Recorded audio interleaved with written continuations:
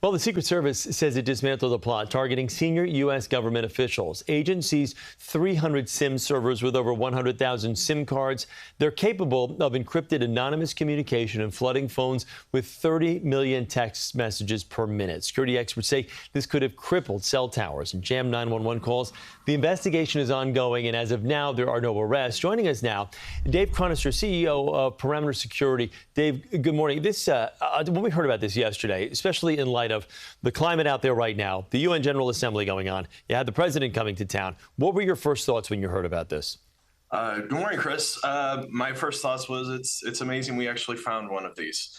Unfortunately, these are prevalent around the United States, around the entire country.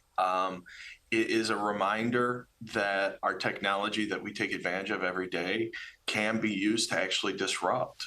Things like 911 can even be used to spam us. It's a pretty scary reminder. So Secret Service was saying, something like this could disable cell phone towers, block communication, send out erroneous texts and whatnot. Is that essentially what would have happened if whoever was responsible for this were able to pull it off? Right. As you said, 30 million texts in a minute. We could have in 12 minutes texted the entire United States. You have that hit one cell tower, that's going to disrupt that tower. And sometimes if you can strategically place these, you can take those out. Likewise, if we can just start sending calls to 911, cell phones are a lot harder to turn off than landlines. And we could prevent legitimate calls from going to 911, essentially DDoSing it. Yeah, investigators mentioned ties to potentially organized crime, foreign governments possibly. Based on this type of SIM farm, in your experience, what type of hacker could be behind an operation like this? Does it look like something that it's a one-person thing, or this is a group of people thing, a foreign nation thing? Is there any type of footprint here? Yeah, usually this is some sort of hacking group, because you have to get those SIM cards. As you know, a lot of times you have to use a credit card. You have to use something with your identity to get the SIM card. So being able to get the resources it's usually not a one-person operation. A lot of times the reason we say these are cartels is because they resell access to these. They could sell them to drug cartels to be able to send texts. Foreign states, different groups like that, but typically it's some sort of illicit organization that's running these. Not that I'm expecting you to try to jump to any conclusions here or whatnot, but if whomever was responsible for this was able to pull this off, what do you think the intention could have been? Like, I guess, what could have been done? It really depends on what the motivation is. We could find out that there was no motivation to take down 911. They had the capabilities there.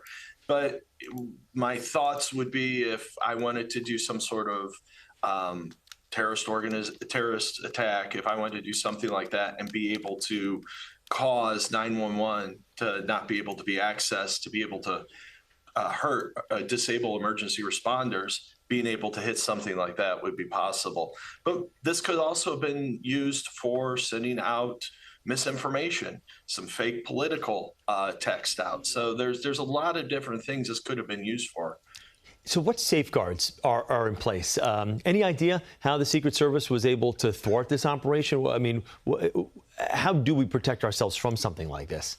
Yeah, it is a hard thing for them to do. I think a lot of times what they're looking at is spectrums of what sort of cell phones, what sort of activities going on the towers, and they're working with telecommunications for that. My understanding is it sounds like there were some threats to government officials coming from these SIM farms, which probably got the Secret Service involved.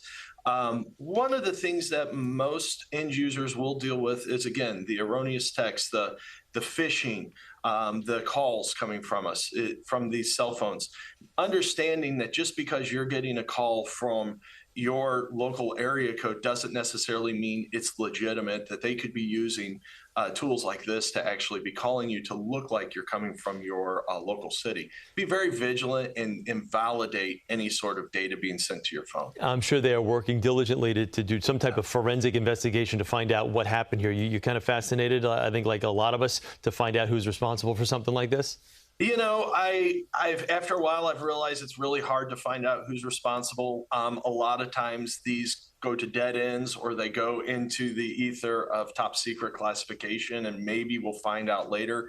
But we'll get a lot of intel on how these operations work, and it will help both government and civilians better protect ourselves in the future. All right, Dave, thank you very much. Dave Chronister, Thanks, Chris. CEO of Parameter Security. We appreciate your time this morning.